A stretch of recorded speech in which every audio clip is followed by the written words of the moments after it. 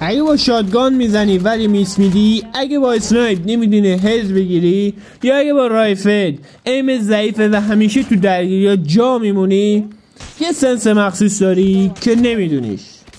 سلام رفقا، ناصر پلیس هستم و قراره تو این ویدیو کاری کنم که حس کنی چیتر شدی. من 4 ساله دارم کال آف پلی میدم و 1000 بار تو این 4 سال سنسم رو عوض کردم، 1000 بار سنسم به هم ریخته، اما بالاخره تونستم یه ترکیب طلایی پیدا کنم که تو همه سیزن ها جوابه و دارم باهاش لذت میبرم. ولی تو کافیه این ویدیو 11 دقیقه 12 دقیقه یا نگاه کنی و تریکایی که بهت میگم، ترفندایی که بهت میگم و اجرا کنی مو به مو، میتونی مثل من ایمت، همه چیزت، موومنتت عالی بشه. حالا بریم سراغ اصل مطلب. بذار اول یه نکته طلایی رو بهت بگم. قبل از هر چیزی، قبل از پینگ، تنظیمات، هر تریکی، باید تنظیمات ذهنت رو درست کنی. این یعنی چی؟ یعنی اون روزایی که کیل زیاد میگیری دلیلش فقط سنس نیست، دلیلش مثلا چی میدونم پینگ خوبت نیست. حتما تو فایت ها خون سرد بودی، تشنه کیل گرفتن بودی، ولی خون سردی تو حفظ کردی. این حفظ خون سردی و صبر کردن خیلی مهمه بچه ها، خیلی. خب چه خبر دیگه؟ تعریف کنید از سیزن جدید راضی هستین؟ چطوری هست؟ الان همون جوری که بینید رفیق من از سیزن جدید یکم ناراضیه. چه تغییراتی داره؟ اینجا رو این چه موومنتی میزنم، البته با آرگوستم هستا. یارش از اون طرف اومد، نگاه کنید همه تیرا رو هد، جوری که یارو فکر میکنه من چیترم. اینا همه با تمرین و یه سنس خوب به دست میاد بچه ها. خب اول بریم یه تنظیمات ساده و دیفالت رو بهتون بگم. ایم اسیست خیلی مهمه بچه ها. این حتما رو گزینه آن بذارید. البته رو آن هستش ها، ولی بعضی ها نمیدونن چیه و آفش میکنن. پس شما رو گزینه آن بذاریدش، خیلی به ایمتون کمک میکنه، جوری که خیلی خوبه دیگه. چجوری بهتون بگم؟ دومین گزینه سینک FOV. تو این چند سیزن اخیر سینک FOV جز رکن اصلی ایم خوب هستش. پس لطفاً آنش کنید و همه تیکای لازمه رو براش بزنید، مثل من که براتون گذاشتم عکسشو، همون یوری همه تیکاشو بزنید. این تنظیماتی که میگم دقیق اجرا کنید و اینجوری ایم و موومنت و همه چیزتون درست میشه. سومی گزینه این پایین سینکووی جدول ها هست برای لگدگانه، همشو صفر کنید، آفش هم بذارید. اونجوری ایمتون میلرزه و نمیتونی درست بازی کنید. حالا بریم سراغ سنس. دقیق مو به مو اینایی که اینجا گذاشتم رو بچینید بچه ها، دقیق نگاه کنید، نگران نباشید. داشتون لقمه رو جویده و آماده گذاشته تو، شما بجوید و بخوریدش.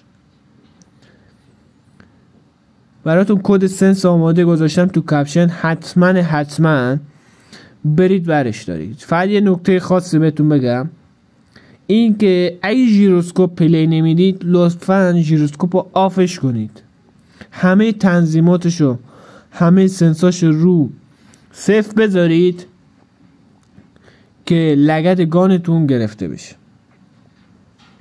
البته یه نکته دیگه هم داره که اون آخر ویدیو بهتون میگم، که فقط اونایی که با مرام هستن و این نکته رو بدونن. خب البته همتون با مرام اینا.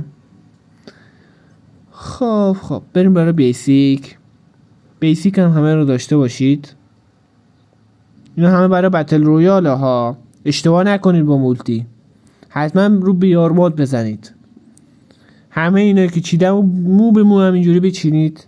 البته از قبل اینایی که میگم از قبل اگه بیسیک دارید و سبک خودتونه عوضش نکنید بچه ها، چون بازی تو خراب میشه. بعد میاد میگید ناصر زدی سنس ما رو، بازی ما رو خراب کردی.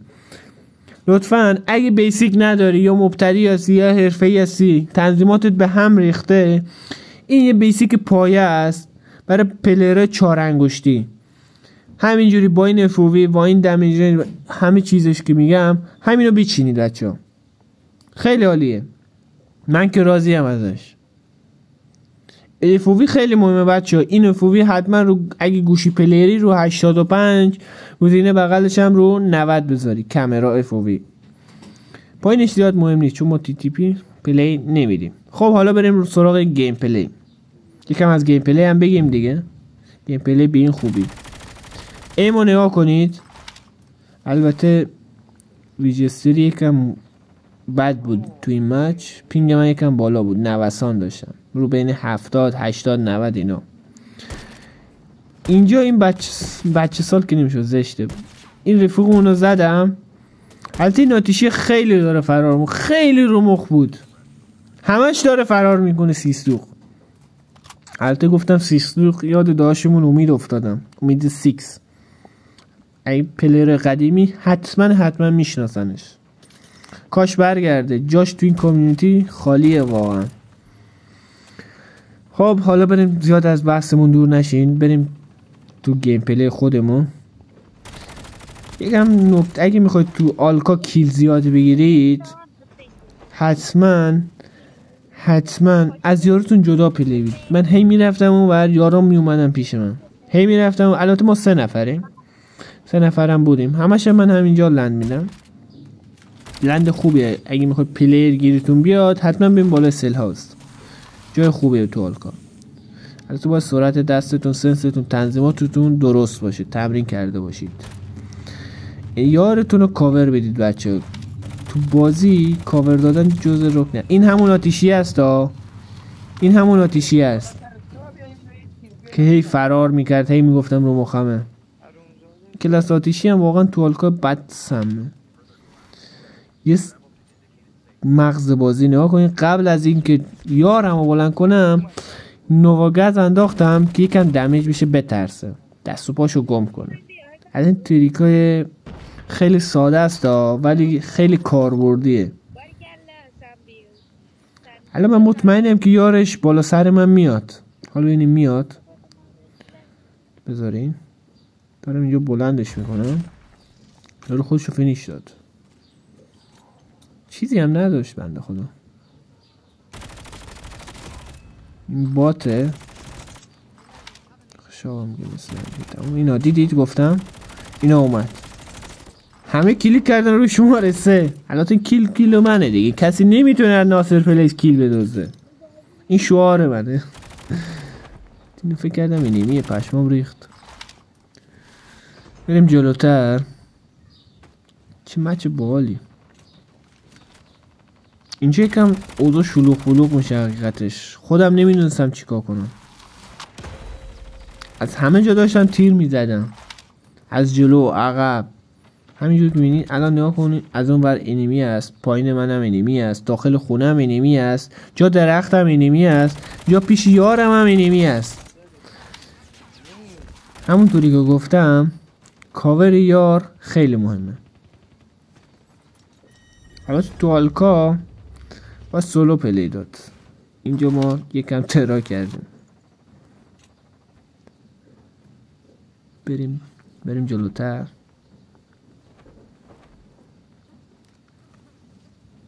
میدونستم اون بالا یکی هست ولی بیخیالش میشم.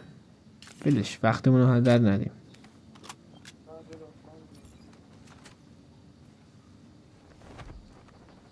لند زد و پایین درفت.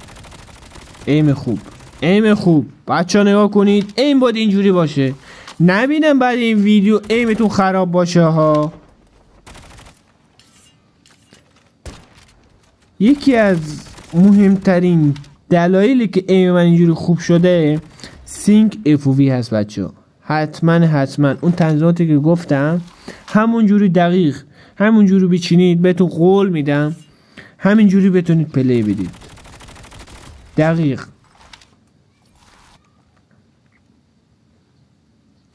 اینجا بد میخورم ازش. اشتباه از خودم بود. چنج گان کرد. با 117 اگه میزدم فایت میدادم باش میتونستم بزنمش. اینو کل لوتم از دست دادم. از این لحاظ خوبم شد. میخواستم اینو ببینید خودتون. کات نزدیم ویدیو دیگه، کامل گذاشتیم بچه ها ببینن. یه دوباره لند میدیم، دنبال اون میگردم. البته یه نکته ای هم بگم تو هالکا که خیلی دارم این قضیه رو میبینم، لند نزنید بچه جایی که خوردین، جایی که تو فایت باخت دادید. یا سعی کنید کنار کاور یارتون باشید، یا اینکه برید یه جای دیگه لوت کنید، یا هم برید پیش دراگان. دوباره برمیگردید یه کیل مفت به یارو فقط میدید. همین ایم خیلی مهمه.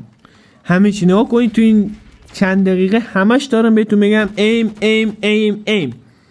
پس لطفاً تنظیمات و سنستون رو مثل من بچینید. البته خیلی دارم بهم میگن که هر گوشی، هر دیوایس هست، هر فردی، هر کسی یه سنس مخصوص داره که اینم درسته ها. ما کلا 2 تا سنس داریم. یه سنس پایه هست که بین 100 که نه 120 اینا هست.